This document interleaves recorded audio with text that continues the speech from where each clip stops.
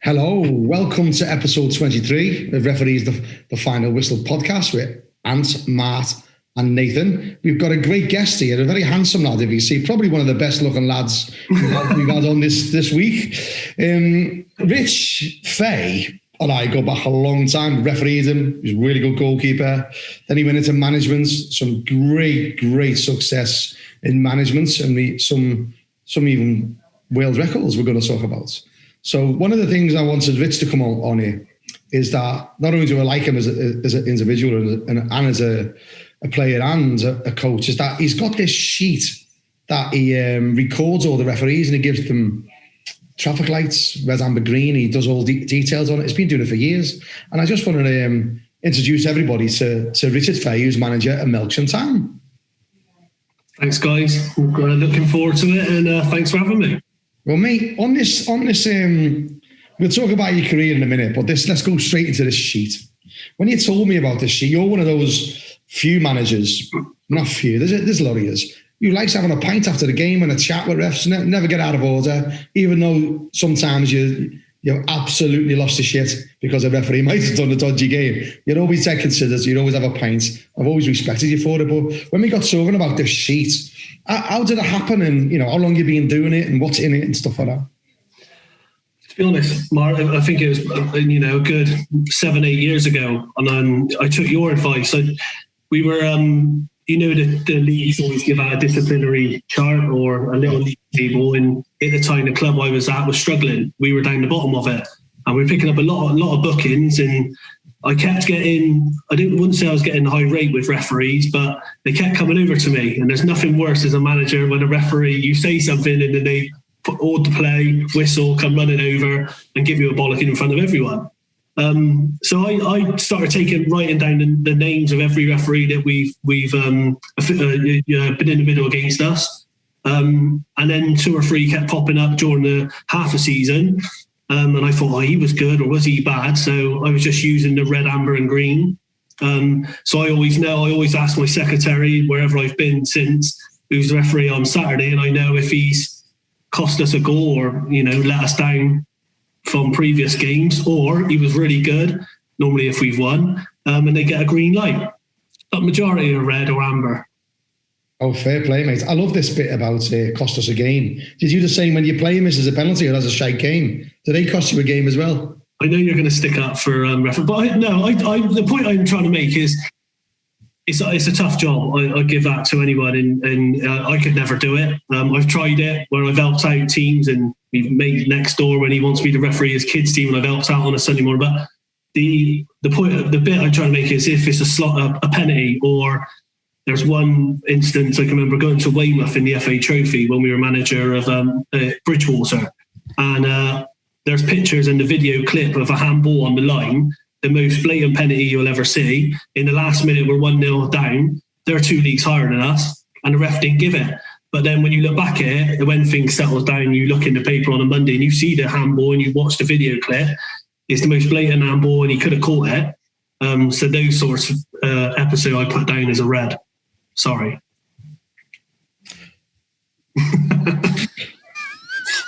One of the things I noticed was... Hang on. I've only just laughing. I don't know what's going on here. Was this the Shane Mansfield thing? No, that was Yates. Was that Yates? No, this was a different one. This was Weymouth. This was... I got his name somewhere, referee. If you're not, don't record it. I can get his name. But yeah, no, I got a picture as well. Someone shot from about 8 yards and it was going in. The lad put his hands up, it hit his hands and gone over. He went down, ordered his face. Everyone in the ground knew it was a penalty. We would have got a replay. You would have got, say, 500, 600, 700 down at Bridgewater on a Tuesday night against Weymouth. Yeah. Massive for the club. And he gave a corner and said he headed it. And so that one had to have a red. We've just had this with... What game was that, lads? Was it West Brom? Where the player did the same. He handballed it and went like that. Yeah. Now, this is what... I'm not going to go, Rich, because I love you. No, yeah. Well, no one ever blames the frigging player. They always blame the fucking referee. Yeah. You just don't. You just say, but the player cheated. The referee, my team, got loads of shite purely because a player pretended he got smacked in the face really hard, went down, and then gets up and goes, oh, no, we didn't. What'd you go down for, mate? And I think, I know at a grassroots level, the level we operate at, you don't see mega loads of it, but we just need players and managers to stop that shite. It's not going to cause us trouble. I think now as well, with the no crowds with the Premiership, and when you watch it on telly, you only got to hear a yelp. I was watching one of your shows the other day, and you hear one of them go screaming on the floor, and straight away a natural reaction. The referee's going to blow, I think, because he's worried that if he don't give it and it ends up a goal or something, then they get said, there's so many cameras nowadays where they can get dug out. It's more evident, I think, especially when you're watching it on telly. Yeah, fair play. Sorry, Nate, I cut across you, mate. No, I was just interested. I'm not having a go at Richie either. I was interested in his phraseology. Yeah, his phraseology when he said, "And these guys are refereeing against us." I don't think we're refereeing against or for anybody. I think if we're as referees, if we're refereeing for ourselves because we are probably much like you guys are playing for yourselves because we want to be promoted, you want to be promoted, and I think that there's a general way that goes. And I was just interested to see that. I mean, my clear question, you sort of answered it a bit, was what was your real motivation behind the traffic light system? I think one as well, you build that relationship. You get those referees all season. Sometimes 2-3 times a season coming up, and I think it's only one is right. I think you got to remember their name, you know who they are, and like I said to you before, it is our job, but also it does stick with you. All managers are the same when it comes down to a referee. I did not say giving a penny against you, or you think that he hasn't performed up to how they normally do, or you go away from home and you can go to some places in our league and crowds and that get behind. And look at us, we're the best supported club in the league, and we average, I say, 450. You get them behind you. When we were on the run over Christmas last year, it's like a 12th man, and it does. You do get penalties. And there was one game we played, I think it was Mansfield, and we've got a penalty towards the end, and the noise in the ground, again, it's only non-league. Sometimes these referees and it does give you that bit of advantage. Again, when you go away from home and you're against crowds that are there, having a pop at you and are repeating for every decision, sometimes they're not favourable for you. But it's nothing. I don't use it as any. I didn't go to a referee and say giving you a red or a yellow, or whatever. I just try and I do it for my own personal achievement, really, just so that I know the next time we get certain referee, I know that every time we've had him, we've never won, or he's cost us, he's given decisions against us that I think he shouldn't have. And there'll be a story in a minute that Martin loves that there's one referee that I've always had a lot of respect for, a lot of time, but he always seems to, the big decisions go against us, but it happens. And, it's just my own personal spreadsheet that I'll never show anyone. Yeah, no, I was just going to ask though, because obviously you get, again, when you have that chat or whatever it is with the secretary and you say, who's the referee? And then you look at your sheet, how does the approach, I mean, I would assume that you've got probably no problem with getting a green referee because you're thinking happy days, we've got a referee who's been good for us. He's had a good game whenever he's refereed us, great. But when it's a red, what's your mindset? Is your mindset, okay, well, he wasn't maybe so good last time, but we'll see how he does this time? Or is it to try and what is the mindset around I tried this year, and again, we only played a handful of games, but I tried this year of treating every referee the same. I try and speak to them before the game. Some would disagree, but some of them after the game, and I'll always try and shake hands with the referee afterwards. I know we should anyway, as a part of respect, but it's too easy, if you lose 5-0, you walk straight off the pitch. But going back to your question, I do find it tough when referees come to our base because of our facilities and our ground.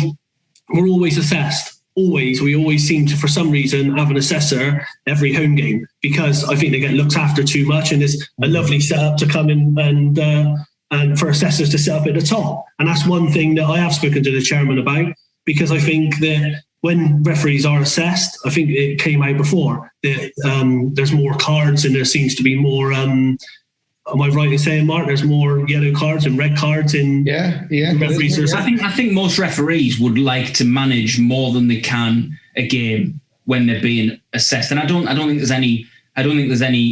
we're not going to pretend or hide behind anything when we say that. That when you're not being assessed, a referee will maybe try to manage certain situations that they just couldn't if they're being observed, so they would have to caution or dismiss. Yeah, and again, I think little decisions. Whereas some referees, they didn't want to be coming over and branding a yellow card straight away in someone's face after one tackle. When we're being assessed, they think that they've got to do it because it's by the rules. Whereas common sense sometimes, I think, especially at our level, where a little quiet word in the air, one neck do it again, and happens. And the gentleman there, Martin, used to be one of the best at it because he always had that communication with players, managers. If I swore at Martin, I knew he'd have a pop back. But that was just the relationship you had, and you always refereed different to a lot of others. And now you're more experienced. Well, imagine you in the middle now. I'm sitting here thinking the same, limping around. Jesus Christ. Well, I remember you saying something interesting to me, actually, mate, and I sort of thought, yeah. It's like you said, you know what, I'm getting nothing by being good on the sidelines.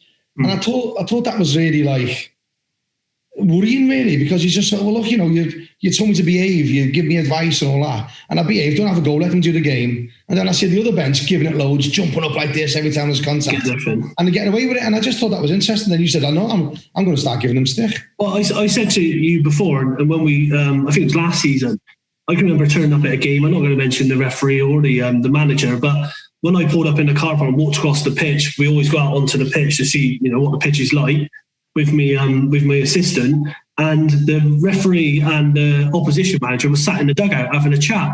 I didn't like that. I don't think, you might think it's different. They're not having no thing, but to me, it's too friendly. It's too. If you're going to sit and do it, you're better off having both of us and the referee sat, the three of you in a dugout. Because straight away then, if you lose a game, and again, going back to that last minute decision, the first thing a manager's going to bring up is that. Before the game, you were sat having a coffee with him in the dugout. So it is tough, it's hard, I know, but I've tried to calm down. Yeah, I was the world's worst, and I think that's down to a bit of inexperience at the beginning. I think the louder you shout or the quieter you are, it ain't going to make much difference. The referee's there to do a job, and we just all now try. And we've had referee, I think you've had him on before, Ben, that came in and spoke to our lads at a training night. And it was brilliant. It was brilliant because the lads, when all the rules changed, and he came in and had a chat with the lads. And I think that sort of relationship in that sort of, it's not as if they're not human, try and get on with them and speak to them. That's a service, Richard, that's offered by the PGMOL to Football League clubs and maybe even National League and maybe National League South clubs. Is that something that you think that the county FAs could work with at clubs at contributory and supply league level to bring a referee in? Yeah. In pre-season to do things like that and explain? Definitely. I've said it before, and I've offered to a couple of referees where I've if I've seen them out on a normal Saturday afternoon or on a Sunday, I always think, how does a referee keep themselves fit? I got a job to do when we come back. We ain't kicked a ball since October the 14th, I think it is. So it's nearly 9 months of our lads not doing much, or I've been on top of them trying to make sure they keep themselves fit until we find out what's going to happen. But who gets the referees fit? It's got to be a lonely motivation for yourself to go out and doing your 5Ks. At least I've got a group of lads, so I think referees should go and join in with local clubs and do a pre-season with them, because they ain't got to get the balls out and kick a ball out, but the fitness work, why can't they join in and help and keep ticking over? And also, like you said before, Nate, with mental health, it'd be good for a referee to go and get involved in a changing room environment and after cracking. Yeah, definitely, because I think you're exactly right in terms of the loneliness. And we had Adam Penwell on quite a few months ago now, and he spoke at length about. I mean, obviously he was coming back from a lot of injuries, and he spoke at length about the difficulty that he had coming back from injuries, but coming back from a serious injury like that when you're alone a lot of the time, you're doing a lot of the training, and obviously I think Martin and Adam were both talking about how they run their own business or were working and finding that training at like 11 o'clock at night and things like that. And I think there's a lot more of that happens with referees because we don't have set training sessions. So, we don't have a Richard Fey who'll say, hey, look, by the way, lads, it's training at 7 tonight, all be there. We've got to find time within our schedule because nobody's really going to train with us. There are the odd groups that train together of officials, but on the whole, there's a lot of sort of, as you say, sort of solitude training that takes place. I'd put out there if it helps a referee to for fitness when we start back in June, hopefully, if it is in the June, if they want to come in and join in with the fitness side of it, it's not a problem at all. I think it'd be good for them as well to get back into it. And if we did do small-sided games or something, they can bring their whistle and get involved. Rather it saves me assistant or myself doing it, they can get back into the game. If that was me, I'd not be bringing me whistle. I'd be bringing me big right foot, be banging in some screamers, putting your lads to shame.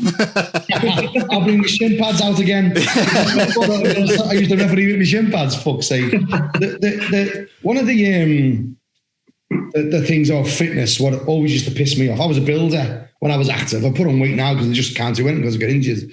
When I was a builder, I was always active. I was always on my feet all day. And then I thought I'd go out and run.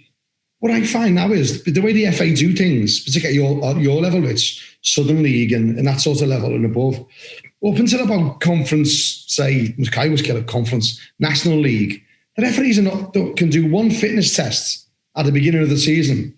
And that's it. That's it. So no matter what the assessor says about being fat or not being fit, Nathan's done one,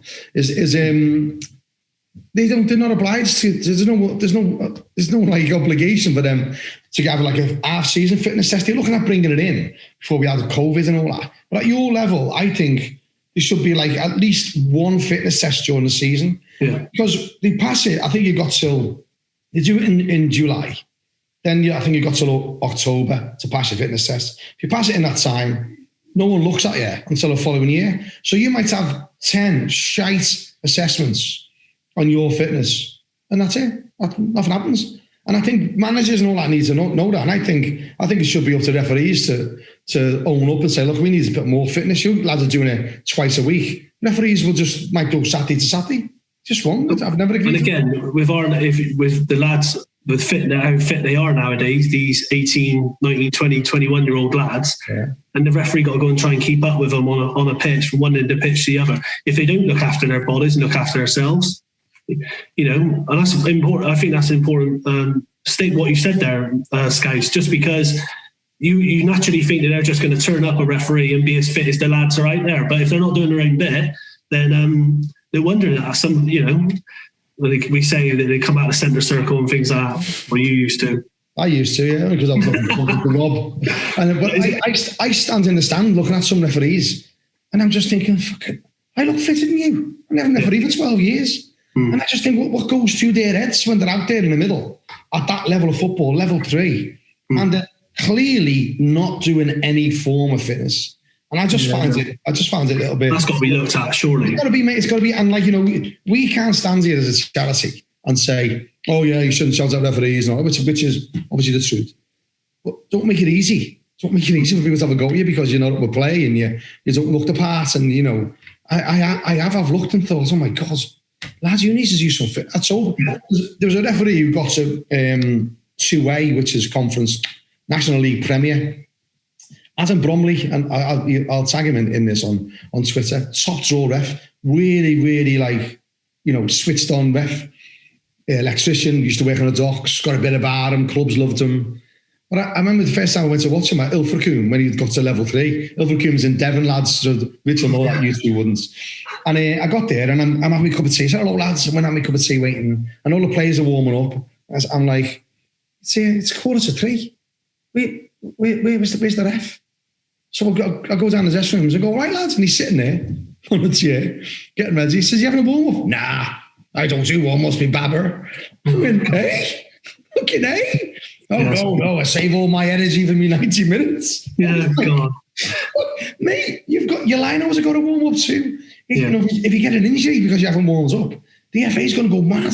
If I tell them you haven't warmed up, I said, do me a favour, just at least pretend to warm up. Yeah. And then we'll talk about it. So we ended up getting all the way up to National League level, Football League. because he then clicked on and he put the effort in. It was always a big unit. It was more like Jeff Winter than the David Ellery. Cracker ref, but just naturally big lads, do you know what I mean? But had to put the effort in. But he got off his ass from doing nothing, putting an effort into it. Had 3 kids, married, full-time job. You know, you got to make an effort to be fit at that level. And well, there are people out there who can get to a good level like your level by just doing a fitness test once a year. It's wrong. Yeah, so I do. It's interesting that, but it's a shame because also, again, as a manager, you're on your players twice a week to make sure they're ticking over, they're doing, you know, the fitness work. And again, when the first lockdown, we'd set up like, you know, the Strava app where they were doing 5K runs in times, and I was keeping record of all of them. But then if we did come back in and start playing in December, if these referees hadn't done nothing and they got no one on their back, like yourselves, you know, making sure that they're keeping themselves ticking over, then again, you're telling me then decisions are going to be 100% correct all the time. Fit body, fit mind, isn't it? And you know, so maybe that's something. I think, maybe it's something you could promote in clubs at all non-league local levels. Make that definitely for referees to join in and help with. Even at my level, I couldn't imagine. You know, supply league level, I couldn't imagine not training. You know, at least 3 or 4 times a week. During the week, in between games, you know, obviously, I think Martin mentioned it there, Saturday to Saturday, and I think, how can you, you know, particularly if you're eating and drinking maybe some things that you shouldn't be and things like that, you know, it doesn't sit right with me. But you know, it's something we've mentioned on other episodes. It's not, we've touched on fitness this time round, but prior to that, you know, it was the referees that didn't do the continual professional development. So the new laws would come out.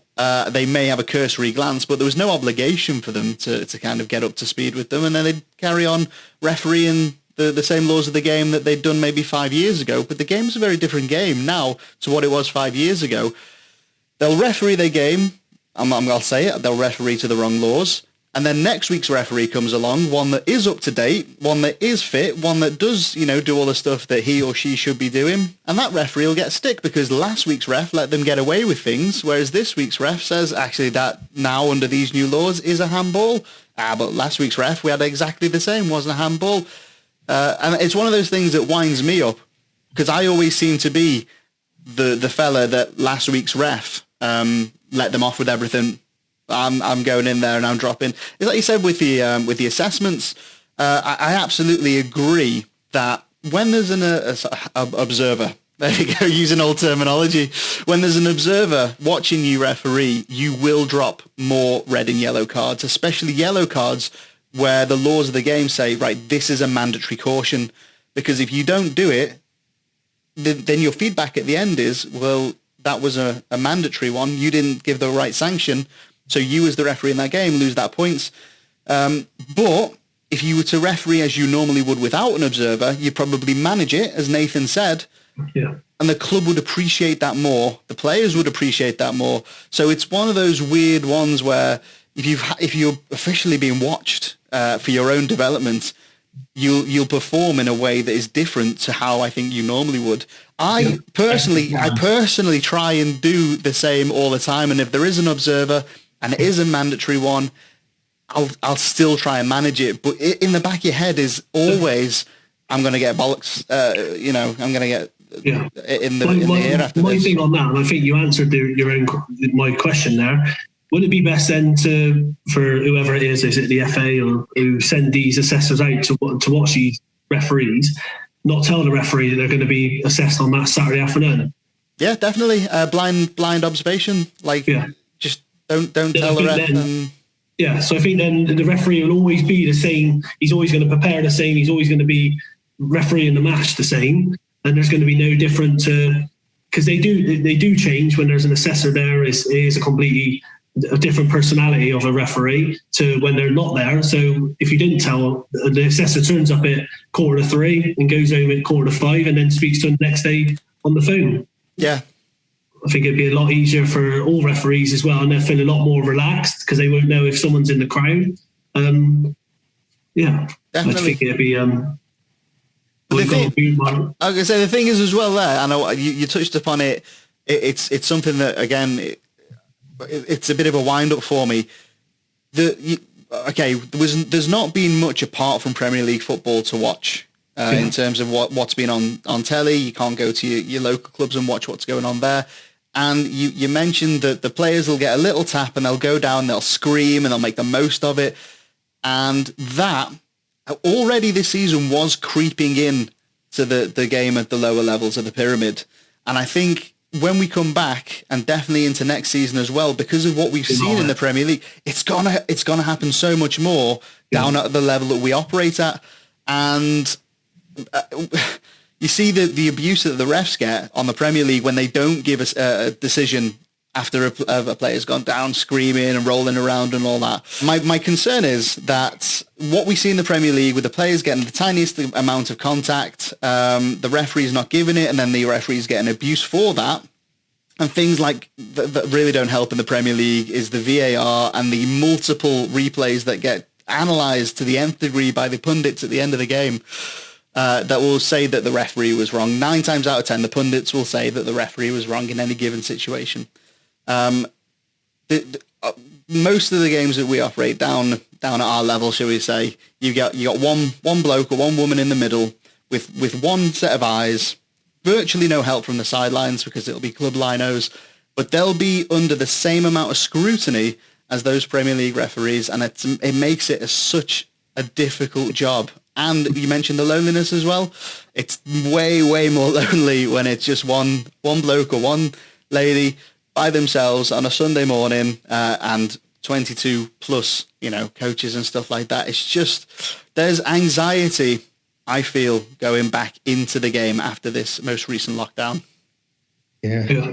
Definitely, and I think education's got to be the key, just leading on what you said there about the Premier League. And I think it's not just education of coaches and players, but it's also the education of pundits as well. We saw how positive it was when Gary Neville and Jamie Carragher went to do a piece at St George's Park with the select group, and how much that built relationships. And it actually meant that when they were talking on Monday Night Football, whatever it was, there was a lot more understanding and empathy for referees and an understanding of the challenges we face. But what really annoyed me was I saw, it was at the weekend, it was Fulham against Sheffield United on Saturday evening. Graham Souness making a comment, this is why England didn't have a representative at the last World Cup. Well, actually, that's a sensationalist headline which was tweeted by Sky Sports and allowed to go into the public domain and feed other, with respect, ignorant viewpoints, because the facts get in the way of that good story, that good line.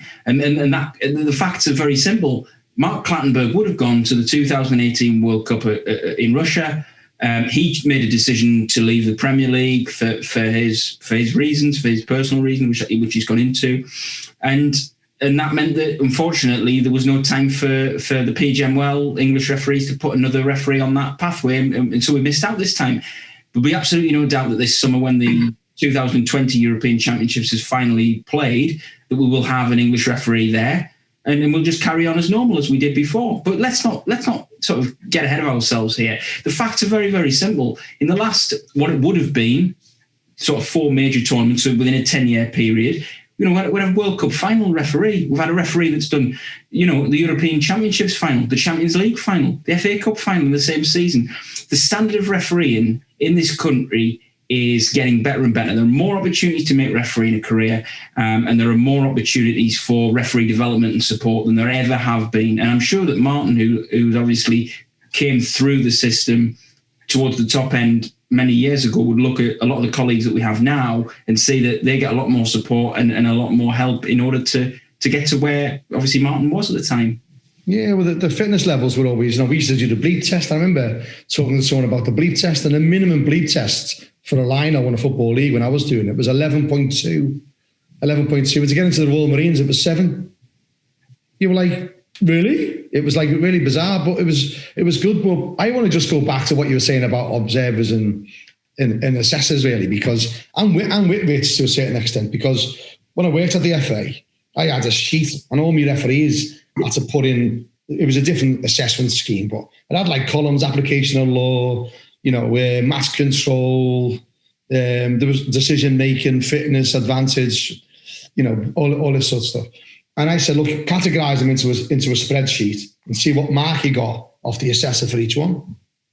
But also put in there what bookings you had and all that. So I didn't tell him why I was doing it. So we left it alone. I did it for 6.5 years in there, nearly 7 years. What I was doing it showed up how many times you were more likely to get a booking with an assessor there than not an assessor there. And you were between 3 and 4 times more likely to get a technical booking when an assessor's there than a physical one. Yep. And I don't blame the assessors for that. I know they're called observers, but I'm calling them assessors. I call them linos too. And that's the referee's fault. That's not the assessor's fault. All right, the assessor scheme, I think, was made in a certain way where you got more marks for giving out cards. That's wrong. That's absolutely wrong. We pushed for ages that you should. Application of law isn't about getting a card out. Application of law is managing the situation and deciding not to book someone, deciding not to send them off and getting that decision right. So Neil Barry sent an email out. He would have known about this. He was head of refereeing, Mitch. Said, I expect most of the marks to be between 71 and 73. Well, if you get a 73, which is he's saying is sort of the top end of the marking for an average game, that average gets you demoted, even to this day. So you can get over the average mark that the FA head of refereeing says, you expect, you can get over it and still get demoted. So by nature, that forced referees to overreact, to do stupid cautions. Then what you were finding is 1 week you would get a bollocking, the next week you get a caution. So by nature, it just encouraged inconsistency and still does now. I see it now. Now, as you go up the ladder, when you get to National League Premier, you get assessed every game anyway. Absolutely every game. And then on North and South and on National League, you can go to videos and look at videos and stuff. So there's no really hiding place, but you don't get assessed every single game on that level. But at your level, Rich, on Southern League, just below they probably get 10 assessments a year out of all the games they do. And what you find is that some referees overreact. And the biggest problem is when there's no assessor there, the under-referee. And when the assessor is there, the over-referee must be the same. And then they wonder why they get... The amount of times I've seen people get bad club marks, which we'll come on to in a minute, club marks, because they didn't do the job. They didn't book someone. They thought, if I don't book him, secretary might look after me. Bollocks. Absolute bollocks. And then they wonder why they get stick. Yeah. Just do your job. Yeah. Just do your job. And it really pisses me off. And, you want to, and also where you can lay the blame at some observers, they have their own idiosyncrasies. Some of them will say, I'm really tight on socks. I'm really tight on throw-ins, make sure it's actually on the button. I'm really tight on you've got to be in your own half when you start. That's bollocks too. That doesn't make you a better referee. So all of it needs to be looked at very differently. And I think it's going there, if I'm honest. You are getting more marks now for managing a game and not just getting the cards out and trying to give the game a chance. But referees, the amount of times I've sat in the stands and the assessor's gone, what's he booking that for? That's an assessor booking. He's done that for me. I'm going to mark him down. And I've had assessors say, that was never a red. That was never a red, never. Yeah. So you've got youth humans saying, he only did that because the assessors understands. But the assessor's not going to go to you and say, do you know what, Rich, you were right? Because you'll go to your players and go, even the fucking assessor said he was shite. Yeah. And everybody loses. I had it up at Worcester City. One of the lads I was coaching, I went in and said, look, just so you know, there's no assessor I'm as coach. But I don't know why you did that. I don't know why you did that second yellow. It was a stupid second yellow. You could have bollocked him and straight for his card, second yellow. No need. It was just no need. But then I said, he's thanks scouts, I won't name him. He then goes in the changing rooms. It was the away team at Worcester. He told them all. And so I went back into the changing room with him. I said, fuck you, I said. I'm sorry this word, but that's what I said. I'll never, ever be truthful with you now. You're trying to build trust between referees and managers, and you go and do a shite like that. What's all that about? Do you know what I mean? So it's like a three-way thing of looking at it. I think, like, coming after games, referees should talk on camera at that level. I've got no problem with that. As long as they're not getting set up and they're going to be as forensic with referees' decisions as they are with players' stupid passes, stupid second yellow cards, stupid missing a pen. Do you know what I mean? If everyone's got a fair level for you, I can't see a problem with it. But it won't happen, Mitch, will it? You know, you're trying to assist the referee and go, they'll cost us the league. What about your dickhead that just missed 2 penalties and picked up a second yellow? That's fine. That's unlucky. It's that sort of environment that I think. So I'm sort of with you on most of it, Rich. I do think that refs overreact when assessors are there. Thanks. Was it? Yeah, thanks. Get me on that side of it. No, it is, like I said to you, it is tough. But you can, again, you look when you're watching the Premiership and a majority, because we're doing nothing else and watching all the games, and it is tough for them with VAR and bloody cameras everywhere, and it's easy to sit behind a screen and he flicked his heel, and but you got to think how tough it is to get those decisions right. Fair play to them, because they do take a lot of stick, a lot of bad criticism, but it's 95% normally get the result, the decisions correct, and it's good, but it never gets backed up on telly from your Gary Neville's and Carragher's. They never come out and say what a great decision that was, or he deserved. It's quick to pick up and criticise. So fair play to them. They must have thick skin. Yeah. Oh, they just got it right on a tight offside. What's that? Oh, he just got it right. But it's from a tight angle. Oh, it's a really tight angle. He scored. Oh, he's a world-class player. Yeah. He's just got that right. She just got out of the chance there. You just think, oh, really? Just really? Yeah. One of the things we talked about at the beginning of this episode, mate, was about what you've done, you've achieved as a manager. At Street, when you won the league, the two-station Western League at Street, wasn't there some like Wales record you broke about the most wins on the trot or something? Yeah, we started off that season pretty indifferent, and we went down to Willand in the FA Vos, and I think we lost 7-1 and got absolutely murdered. After the game, we didn't even have not say a bad word with the lads. It was just one of those games. It was a freak result. Took it on the chin, and then on the Tuesday we played our reserves in a little friendly. Scraped a 1-0 win on the Saturday, and ended up winning 26 league games on the bounce. And to be honest, well, as you know, because we were in regular contact then, come to about 21 games, someone rang and said, do you know that you've just beat Benfica, I think it was. Check all the websites, Wikipedia. So we did that. Then we had to play 4 games in 1 week, won all 4. Then all of a sudden it come up to, and the boys were hanging off their head. And again, you can say what you want about managers. The lads were outstanding. And even though we were chopping and changing, we had to mix it up because lads were playing a lot of games. We ended up, the publicity for the club, the recognition, we had a letter from Celtic, Brendan Rodgers, it's because we beat Celtic to the 26 games. And then we were 2 away from catching, I think Tiverton was one of the teams that was up there. Yeah, when they were in the Western League. And we ended up drawing 2-2 with Brislington on the Saturday. And the lads just ran out of legs. It was an unbelievable achievement. And we ended up winning the league by 14 points. And I think we 102 points and absolutely walked the league. And it was unbelievable. And for a little club, a little village like Street, to go and get all that publicity, and we were on the back page of the non-league paper, and Talk Sport were on the phone, and radio. It was an unbelievable achievement. And I said to the lads, I'll never forget, after we drew that game with Brislington, I told them all afterwards, you don't realise what you've done until you're sat with your grandkids when you're older, and you sit back and you think, bloody hell, to win 26 league games on the bounce. But now I see Man City's on a bit of a run, so they might catch us. And you nearly won as many games as Everton have lost. That.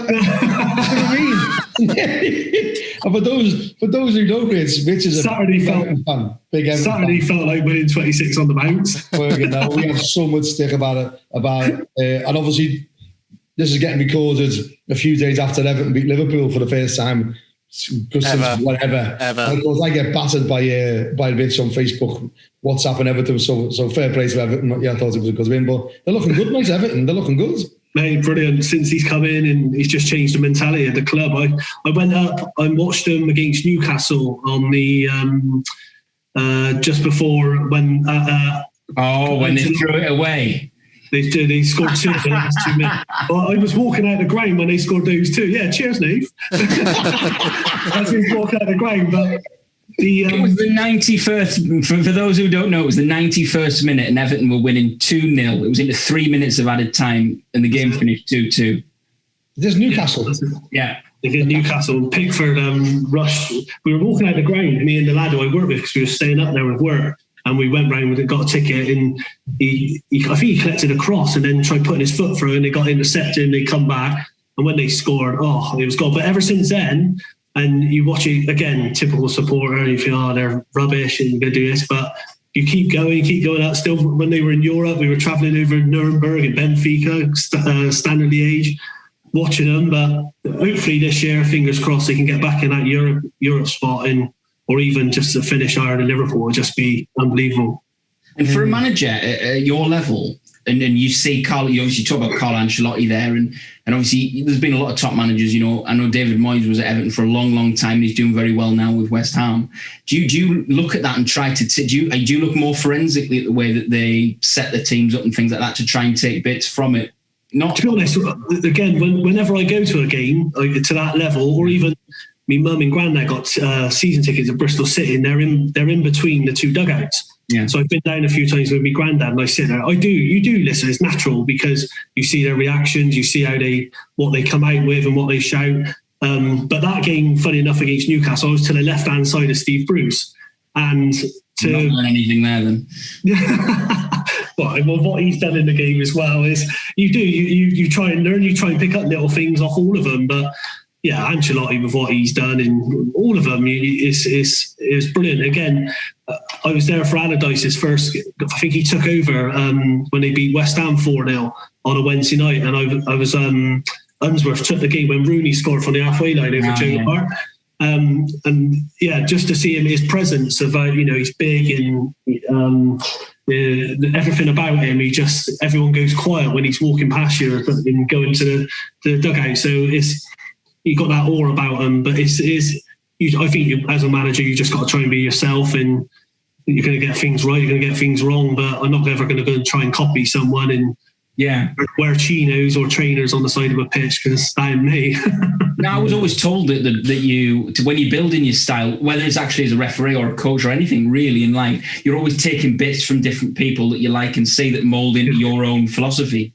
I did when I was playing. I think because my dad was a manager as well, and I followed him quite closely when he was at Clevedon for, I think it was 13, 14 years. And I always, then there weren't mobile phones, it was all house phones, and I would be sat in the room and I'd hear what was going on. And I think then you do pick up things. But again, when I was playing, I played under some great managers. You do pick up little things, and you try, and I do look back sometimes and think, what would he have done? But the game's changed so much nowadays.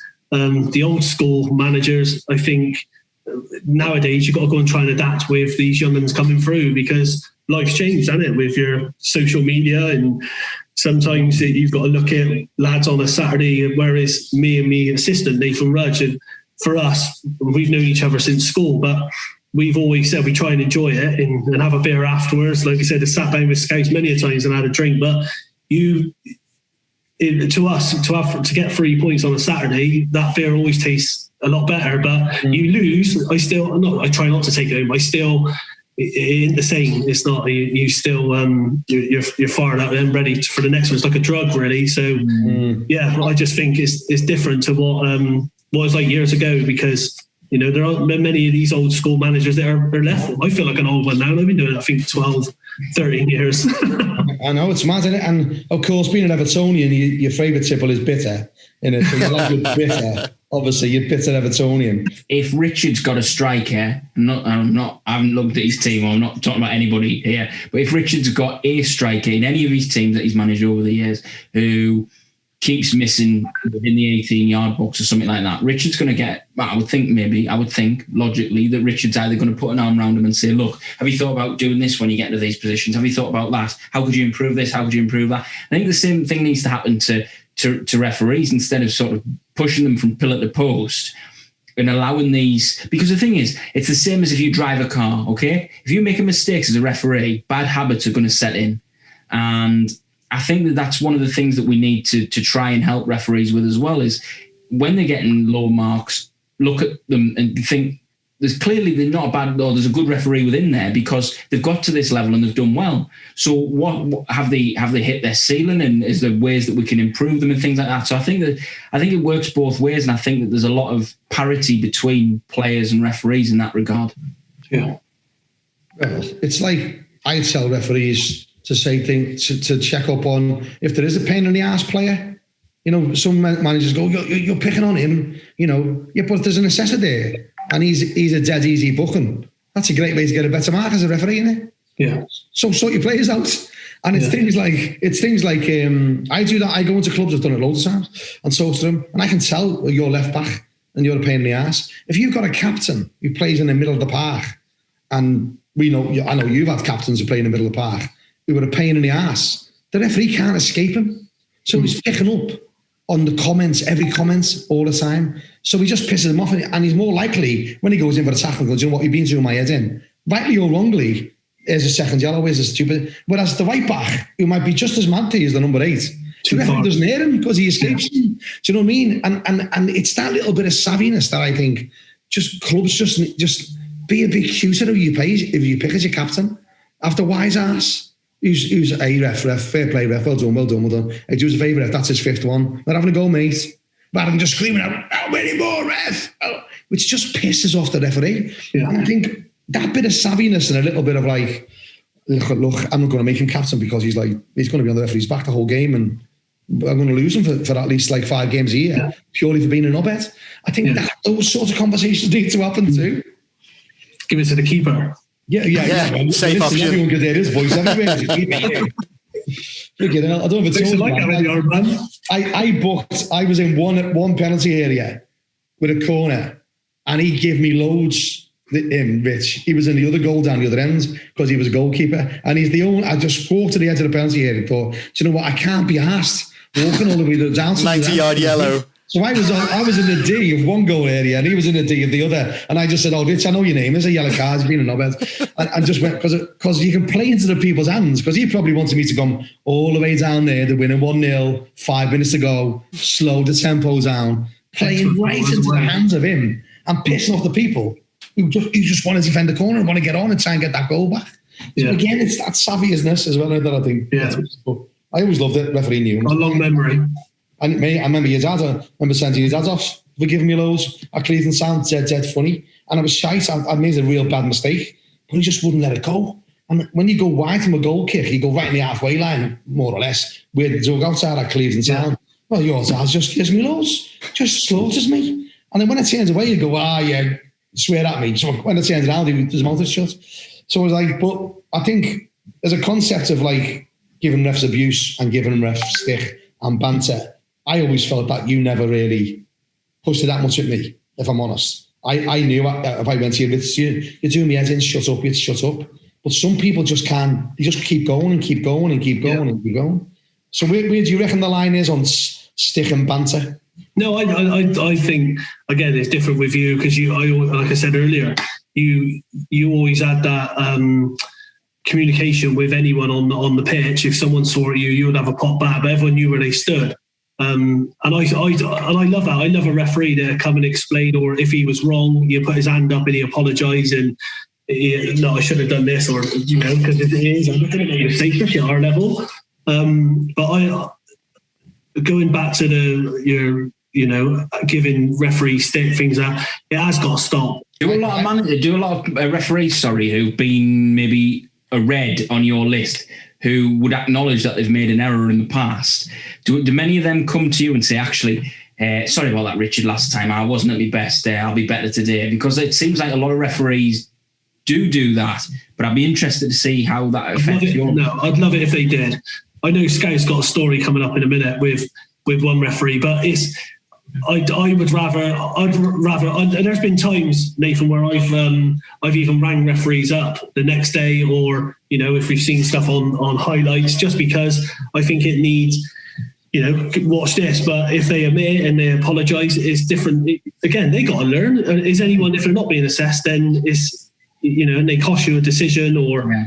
You're going back, because even now what you said earlier is playing on my mind with referees. Are they going to keep up with the fitness levels? If my lad's in training and things like now, I'm thinking, well, sometimes they do stand in the centre circle. They don't come out of that centre circle because they ain't fit enough to get around the pitch. So now that's going to be playing on my mind. No, it needs discussion. And I can't stand here as a referee charity, just defending it. We get called. I'm getting stick on Twitter now because we've just launched this "Give the referee the ref a hand" campaign, which everyone thinks we've aimed at Premier League level and Football League level, not getting the concept that, we're about referees on their own, getting battered, absolutely battered on Twitter as we speak. Thousands of people saying, "Oh yeah, my team's is at the moment is choosing what track to come out to," and I'm absolutely getting battered on Twitter because they've totally missed the point. Is that football isn't about what's seen on telly. It's about what's lower down. Yeah. And I think one of the things where you've always been good at, you will put your hands up as well. And I mentioned it earlier, a referee called Shane Mansfield, who, and we see if we can get the video. Explain what happened with Shane Mansfield as a ref. We'll have to. No, we had Shane. I've known Shane for a couple of years, and this was the year we got promoted into the Southern League with Street, and Shane, and he's one. Oh, I will say, he'll communicate, he'll talk to you before the game, he'll talk to you afterwards. Sometimes we've been irate and he'll not say try and calm me down, but he'll explain his decisions, and he has been times when he's come over and spoke to me in the dugout and said, "Look, I got that wrong, shut up and get on with it," and then he just shuts you up. But this happened up at Yate away just after Christmas. Yate were at the top. It was the year they got promoted into the Southern League Prem. 0-0, 10 minutes to go. Corner come in the box, and one of their lads who've been diving and chasing the referee around all game is fell down on top of the ball in the penalty area. Shane's pointed straight to the spot and said that our lad pushed him. No way in a million years it wasn't a penalty. As you can imagine, with 10 minutes to go, we're playing top of the league, and we think we were just outside the playoffs then. You have a bit of a moan at the referee. There ain't no fourth official. They scored a penalty. After the game, I waited for Shane as you're walking off at Yate, and I just said it was no way a penalty. I spoke to the lad that he said that pushed him, and he said I never touched him fair. So that part kills you. You go into the dressing room afterwards. The lads even sat in the dressing room and said, I never touched him. To be fair to Shane, he said, "You're number 6." And pushed him in the back. He went and fell on top of the ball. I said, "Well, the game's being videoed. I'm going to get the highlights, Shane, and I'll call you." He said, "I'll give you my number. Call me." I'm right.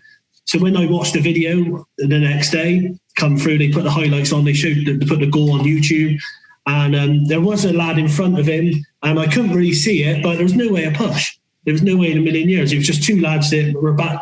He was at the back of him. He's just cheated. The referee fell on top of the ball. So I rang Shane up, and I didn't know at the time he was on his way to Portugal because he's an MMA fighter. So the conversation changed a little bit then. So he said, "I'm in Portugal," and he explained. He said, "Look, I'm telling you now, I'm not a liar. You calling me a liar?" I said, No. But I said, "I'll call you," so I've called you. Spoke to him and had it out, and I said, "I'm sorry, but you're wrong." That was on the Sunday. Come the Thursday, the chairman at the time said there was a blogger, which I'd even know they come to non-league games, who was stood the other side of the 18-yard box from where I was at Yate on this side, and our number 6 pushed the lad in the back and kills you. So I done the right thing. I rang Shane up on the Friday. He picked up the phone, and I think he said, What do you want now?" And I said, "I'm ringing to apologise. I think it's only right. One, because I thought next time we have him, he might have me in the car park." But two, I apologised to him, and I said, "You're right. I had it out with our lad who lied, and we he nipped it into bud, and we have had him twice since then. As I had him at Melksham last year, twice at Salisbury and Blackburn and Langley. And I think he got an amber. I had a look earlier. He had an amber, 2 ambers, or a green and an amber on me little chart. But no, I think it was only right. It was quick for me to pick up the phone and not say criticise him, but on one angle of the video was there wasn't no push. But on the other side, you can see where our lad in the middle of the park has pushed him in the back, and he's gone on top of the ball, and it was a penalty. Is his absolute confidence not make you think twice? I'm talking about when he was walking off the pitch. Did his absolute confidence not make you think, actually? Do you know what? Because I look back at it now, I did go on the pitch and I'll hold my hands up and I asked, and he did say, "Look, speak to me outside the dressing room." So I walked off and spoke to him down there. And to be fair to Shane, even though he calms you down and that, and the way he talks, but he was professional. He done it all right, and I think I've never done it since. I ain't gone on the pitch and said anything to the referee because it sticks in your mind. Again, it was long ago. What's this, only a year or two ago? But now I think if you're going to speak to a referee, I think you've got to wait till you get to the dressing room. But then credit on both sides. I think one, because I had the balls to pick up the phone to him, even though he was an MMA fighter, I was always going to do that. But two, I think fair play to him because he got the decision right. He stuck by his guns and he said, "I seen the push. I seen your lad pushed him in the back." And he didn't back down, and credit to him. He a lot of respect there because one, I think we've learned that bit of respect between the two of us because it would have been easy for me to just make out I didn't see that video, the second one. I think what's really important, what you haven't said about, is that you give him a shy club mark. And then when you found out that he got the decision right, you actually phoned the FA up, didn't you? Yeah, or the secretary. Explain that. No, we did. With the lowest mark, I can't remember what it was, but the secretary at the time, Rich, I think the lowest mark 70 in it, Sky, 65, something like that. Yeah. And we give him one above that because he cost us the point. But yeah, no, we sent the email back up to the FA and changed it and give him 100 out of 100.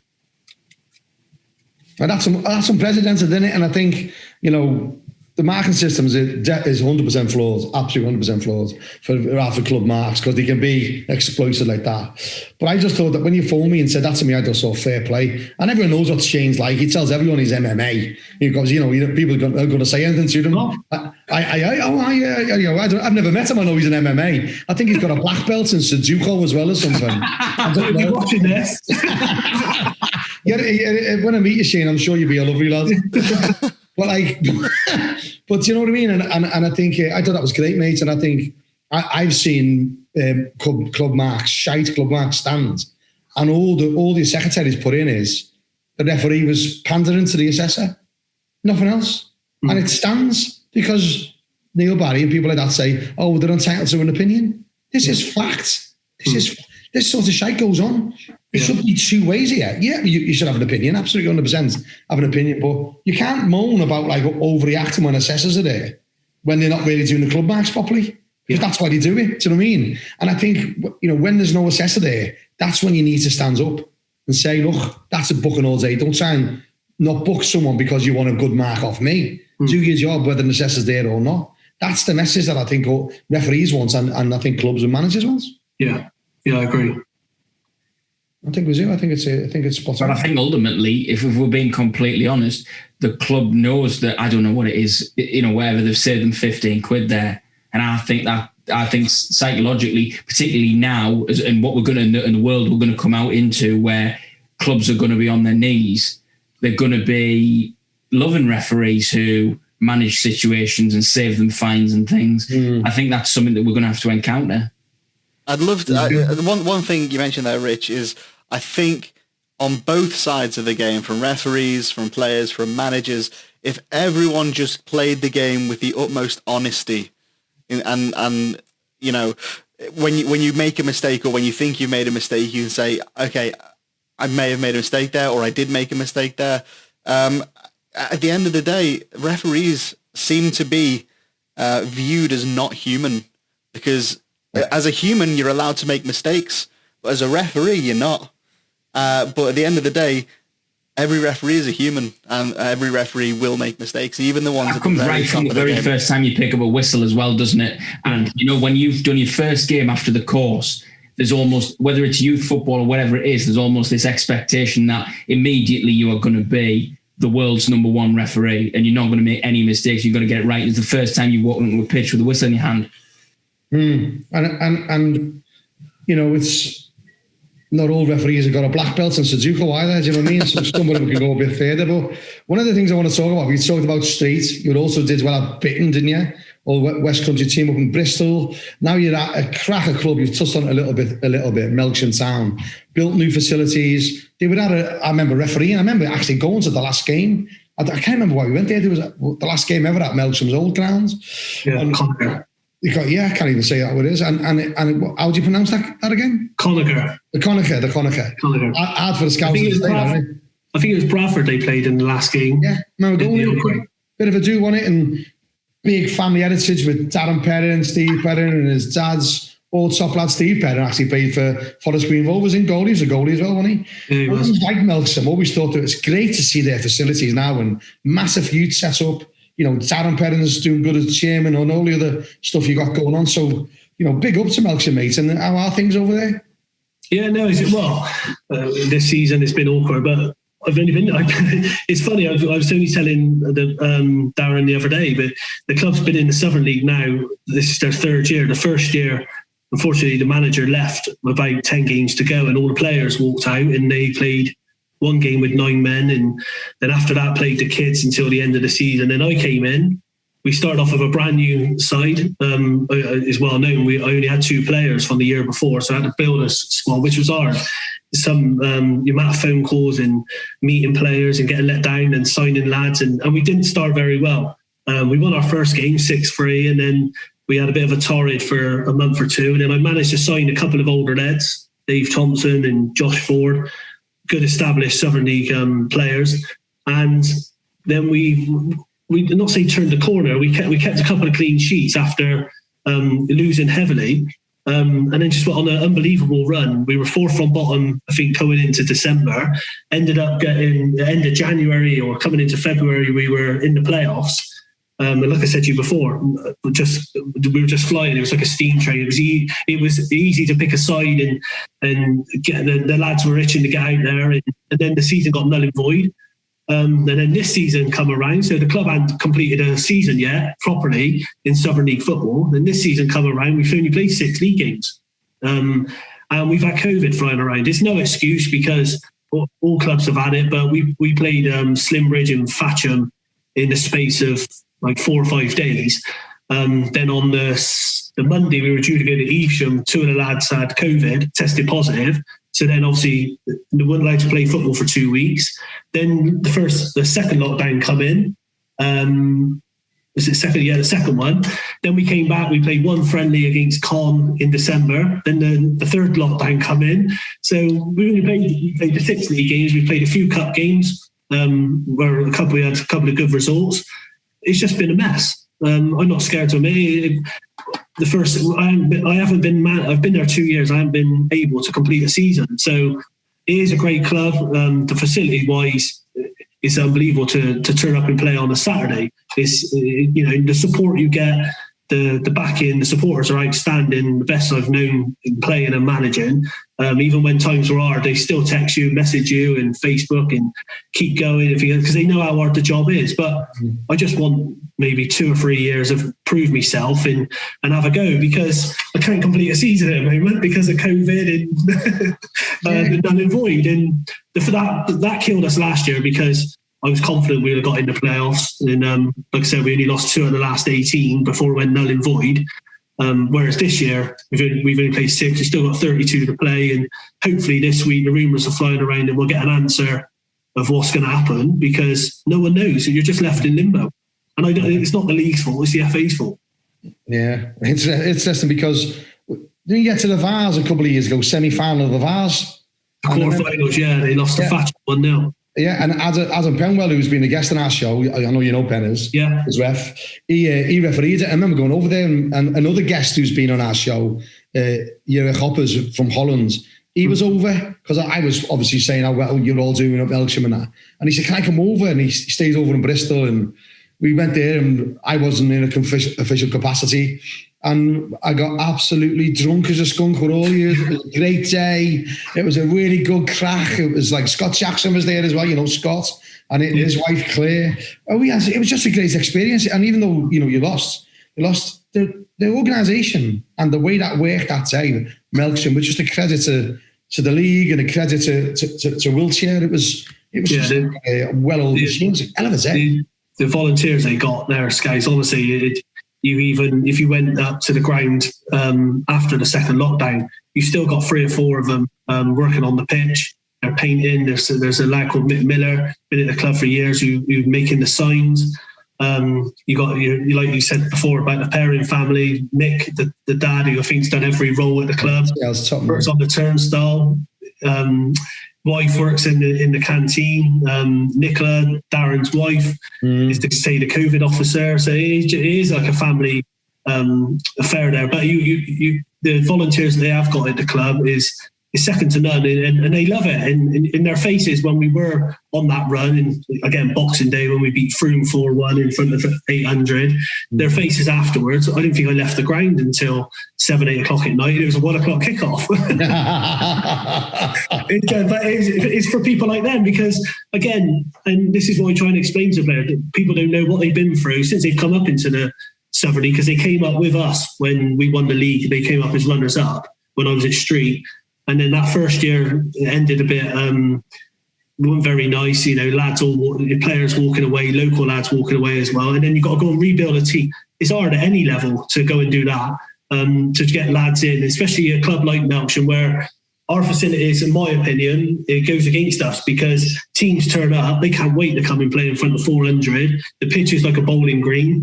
The changing rooms are warm and nice and cosy, and the atmosphere is brilliant. And you need lads they can handle that sort of mentality, that every game is like playing a cup final, because home games are like that.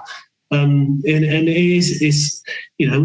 the good thing is we're trying to build something. We've got a good age group at the club, and a good set of lads that we've managed to. It's been a lot of chopping and changing. It always has, but it's, if we can keep these lads together for 2-3 years, then hopefully the club will be competing around the tops with a lot more established clubs like your Froomes and Tottenham, Cirencester, because they're all up there at the moment. Listen, we're going to wrap it up, and unless there's anything else you want to mention that we haven't mentioned, Rich, we can. No. Going back to what you said earlier, because it's going to play on my mind now with those referees, and if there's a way of making it known, Scouts, and any of them want to take up the offer of coming in and doing a bit of fitness work with us, then more than well, just get in touch with me or you and pass on my number, and by all means they can come in and help, and just to be in that environment with other grown blokes in a dressing room, and it help them out for their mental side of it, what Nathan was saying, and if we can help, we will. That's brilliant, and I hope maybe people from other clubs that are also watching this would offer the same thing to referees in their local area, because I'm nowhere near match fit, and I've got 4-ish weeks to get up to that standard. I'm going to have to go out. It's going to take a lot of motivation and self-discipline, and quite frankly, avoiding of kebab shops, and I don't think I've got it in me.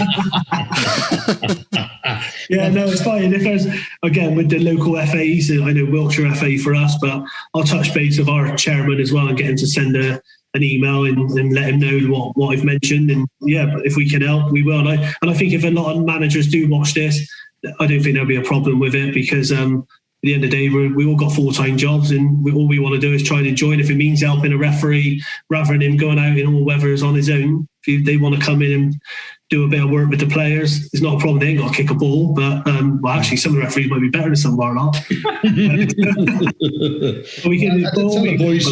I did tell the boys you'd be good. Absolutely. Live it and listening to you, mate. It's brilliant. It's always good to talk to you from my point of view. I've always liked it. You're a good lad, and I'm glad I bigged you up to the boys, because it looks like they've enjoyed it too. And definitely. Really appreciate your time, Mary. That's fine. No problem at all. Definitely. When I come down to visit Martin, I'll make sure you're on my list of places to see and catch up with. We make a visit. Make a visit. All three of us can come to your club, mate. But all the best in Melksham. Everyone there. You mentioned the people involved in there. All the best to everyone in football. It's a challenging time for referees, for players, for clubs. We just hope that we can all come back a better game, and hopefully we can see you soon, mate, with your fans, with your colleagues, with your players, and we can all have a pint and all have a really good time. So thanks for coming on, mate. Thanks for having me on. Richard Fey, Melksham Town Manager.